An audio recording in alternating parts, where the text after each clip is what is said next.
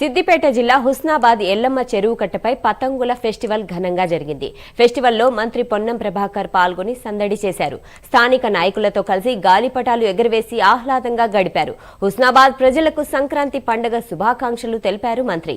హైదరాబాద్లో kite sweet festival ఘనంగా జరుగుతోంది అన్నారు. వచ్చే ఏడాదిలోపు హుస్నాబాద్ ఎల్లమ్మ చెరువును టూరిజం స్పాట్ గా మారుస్తామని అన్నారు. వచ్చే సంక్రాంతికి హుస్నాబాద్ చెరువు కట్టపై కైట్ స్వీట్ ఫెస్టివల్ ఏర్పాటు చేస్తామన్నారు మంత్రి. పెద్ద జూపిగుల కృష్ణారావు గారి నాయకత్వంలో పరేడ్ గ్రౌండ్ లోపల మరి పతంగుల పండుగ జరిగింది. 40 దేశాల నుంచి పతంగులు ఎగరేసిన వచ్చారు.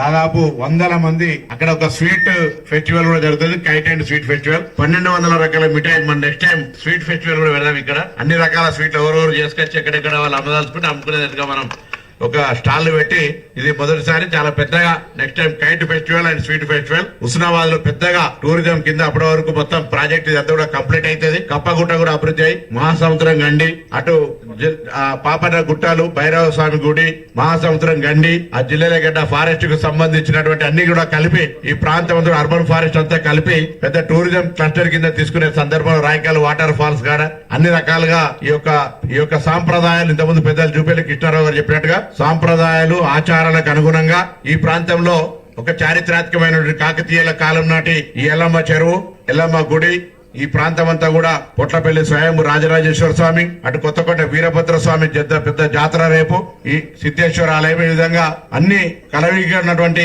ఇటు గౌరవెల్లి ప్రాజెక్టు, గండిపల్లి ప్రాజెక్టు, ఈ ప్రాంతం అంతటికి సంబంధించిన అన్ని రకాలుగా మరి ఆహ్లాదకరంగా టూరిజంతో పాటుగా ఉపాధి, విద్య అన్ని రకాలుగా ముందుండడానికి కొరకు మరి ఉండాలని కోరుతూ ఈ పండుగ సందర్భంగా గంగిరెద్దులు, మంచి ముగ్గులు, మరి రంగురంగుల ముగ్గులతోటి పండుగను సుఖ సంతోషాలతో, ఎందుకంటే రైతుల పండుగ ఇది, సమృద్ధి వర్షాలు, మంచి ఆయురారోగ్యాలతోటి పాడి పంటలతో ఉండాలని కోరుకుంటూ అందరికీ సందర్భంగా హృదయపూర్వకంగా సంక్రాంతి శుభాకాంక్షలు.